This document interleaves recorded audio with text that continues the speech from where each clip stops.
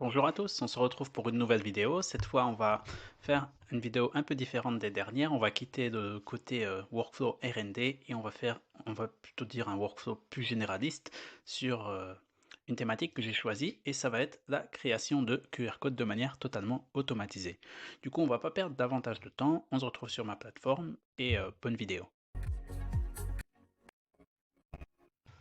On se retrouve sur ma plateforme make.com pour expérimenter ce workflow qui va servir, comme je l'ai dit en introduction, à la création de QR codes.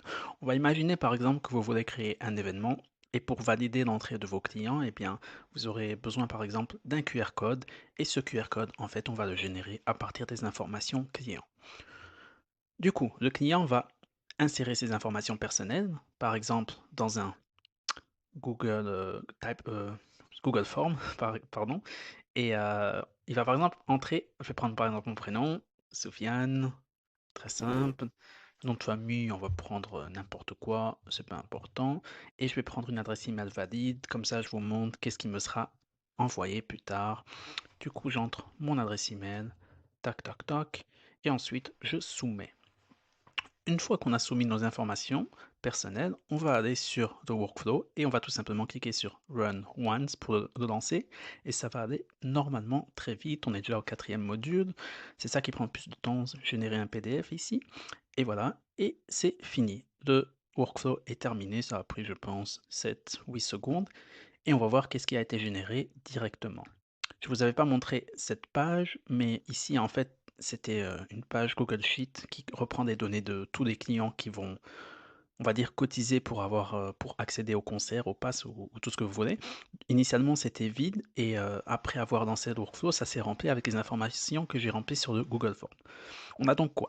On a donc le prénom, Sofiane, le nom de famille, l'adresse email, un unique ID qui sera propre à chaque client et surtout, le plus important, le QR code qui a été généré. Je vous montre à quoi ça ressemble. C'est un QR code tout à fait classique, mais je vous encourage à le scanner pour que vous voyez directement le résultat, directement en live. Prenez votre téléphone, votre smartphone, iPhone ou ce que vous voulez, et scannez le QR code avec votre appareil photo et vous allez voir qu'est-ce qui se passe. Ça va vous rediriger vers une page web qui sera de ce type-ci. Ça va vous mettre passe validé. Et du coup, voilà, ça, ce workflow a bien fait le travail qu'on a demandé. Créer un QR code à partir des informations clients. Et lorsqu'on scanne ce QR code, si le QR code est valide, eh bien, le pass est validé et le client peut rentrer dans le concert. Bien, maintenant on va voir comment on a créé ce workflow module par module. Le premier module, pour changer un peu, les précédents c'était souvent des Google Sheet Watch Rows, New Rows. Ici, ça va être un Google Form Watch Responses.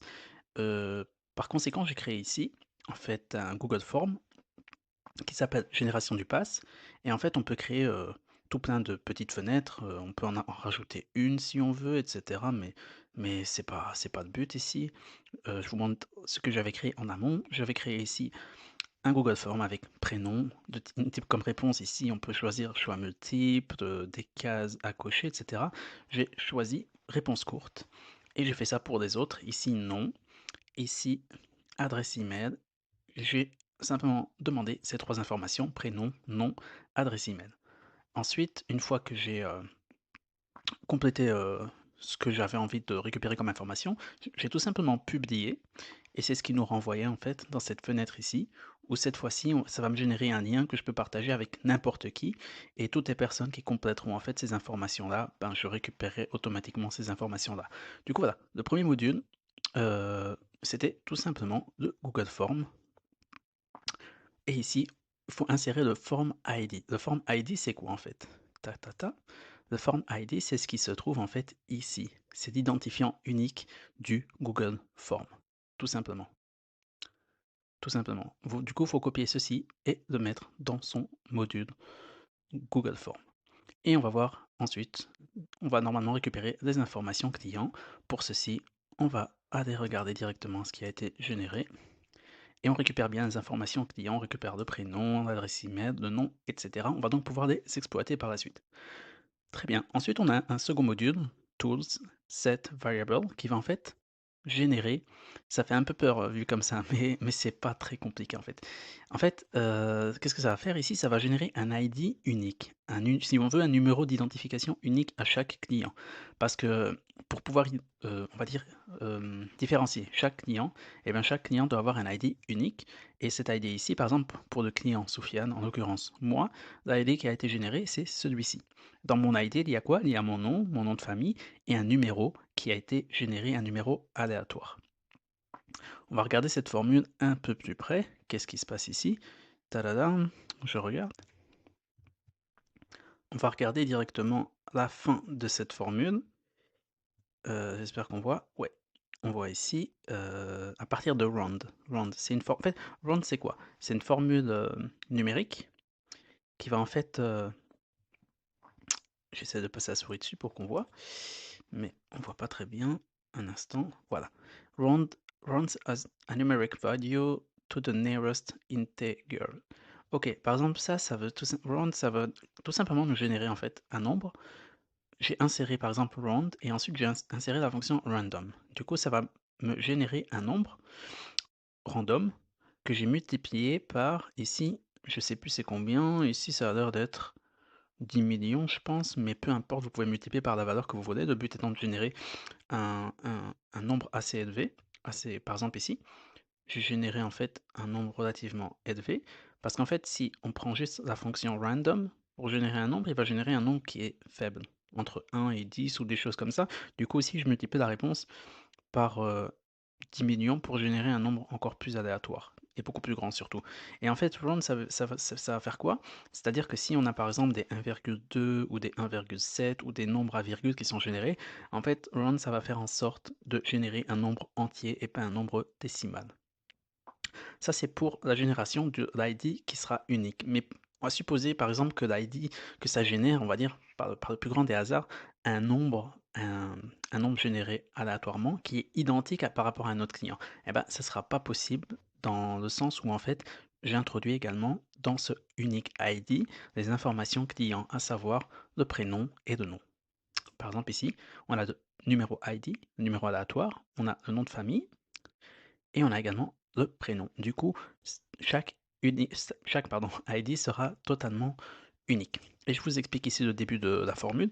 Tout ça, replace, en fait, replace c'est quoi? C'est, on écrit par exemple replace. J'ai mis ici, en première partie de la parenthèse, le prénom, et en fait, je remplace tous les espaces par des empty strings, qui veut dire en fait, ça veut tout simplement dire, pour résumer, que s'il y a des espacements, c'est notamment le cas par exemple pour des noms de famille, et bien, en fait, ça va automatiquement couper les espacements pour que le nom de famille, tienne, si on veut, dans le même, le même mot. C'est-à-dire qu'il y aura pas d'espacement. Par exemple, je sais pas, si votre nom de famille, c'est monsieur L espace Manuel, et bien, on aura L et Manuel qui seront collés l'un à l'autre. Voilà, c'est pour générer des caractères vraiment de bout en bout de manière, unique et pas espacée. Ça sert simplement à ça, cette formule ici que j'ai développée. Ensuite, on va continuer. Ici, c'est le module le plus important, c'est le module de génération du QR code. Du coup, on va faire appel à un API qui est le QR Server, qui en fait qui nous permet de générer des QR codes. Mais dans ce URL où je fais appel à l'API, j'ai également introduit d'autres données. J'ai introduit le ID unique que j'ai généré ici. Je vous montre par exemple, oui, cet ID unique qu'on a généré. Je l'introduis également dans l'URL pour créer un QR code unique, mais j'introduis également autre chose, c'est une page web. Et cette page web, c'est quoi en fait? Cette page web, c'est tout simplement cette page ici.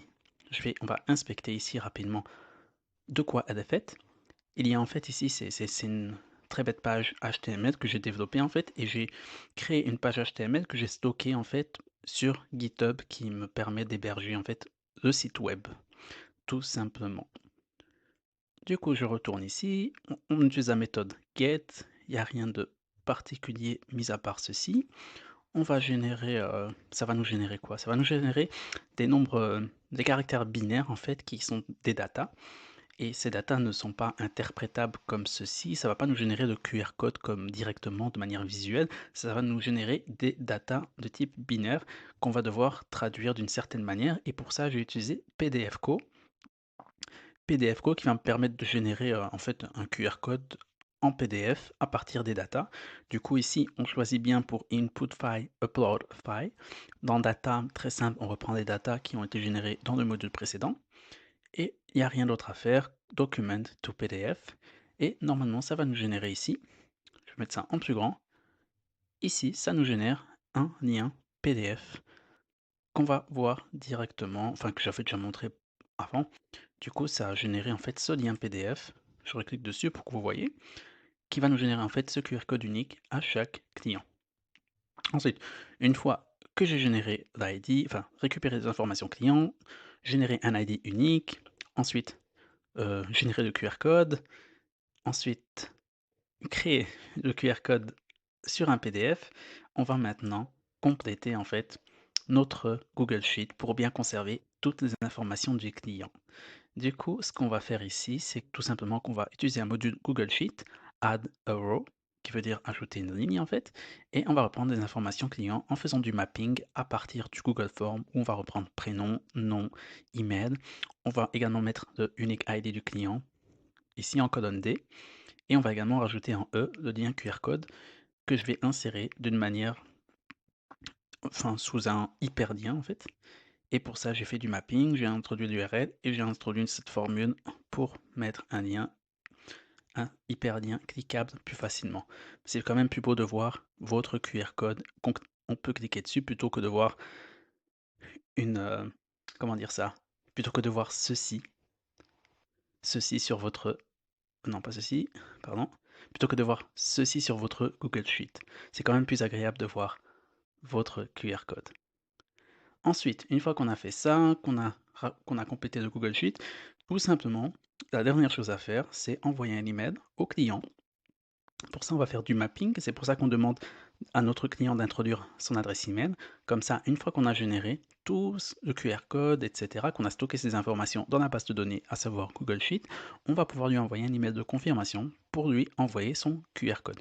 Du coup, ici, j'ai fait un mapping de l'adresse email, comme je viens de le dire. En titre, je mets QR code, mais j'ai mis un titre à l'arrache, mais vous pouvez mettre ce que vous voulez. Et je mets un texte très basique. Ici, on écrit en langage HTML. Bonjour, voici votre QR code pour l'entrée de l'événement, etc. Du coup, je lui insère le URL. Et une fois qu'on a lancé le module, tout a été généré et on va directement voir dans la boîte mail. Non, ça c'était un test tout à l'heure. Du coup, ici.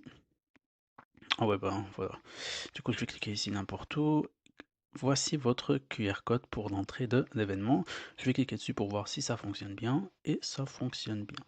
Du coup, voilà, le module de workflow est terminé. Ça a été un workflow pas très compliqué, mais assez intéressant. Générer des QR codes de manière automatique, c'est toujours intéressant de le faire pour certains événements comme des concerts, mais pas que. Vous pouvez également générer une carte de visite où vous pouvez stocker toutes vos données dans un QR code. Du coup voilà, si vous avez apprécié la vidéo, laissez un commentaire, mettez un petit like, abonnez-vous, ça me fera super plaisir. Et voilà, si vous avez besoin d'implémenter un workflow, quel que soit, enfin peu importe, celui que vous voulez, que ça peut être celui-ci ou un autre, bah, n'hésitez pas à me contacter. Et du coup, moi je vous dis à bientôt et on se retrouve pour une prochaine vidéo. Prenez soin de vous, ciao.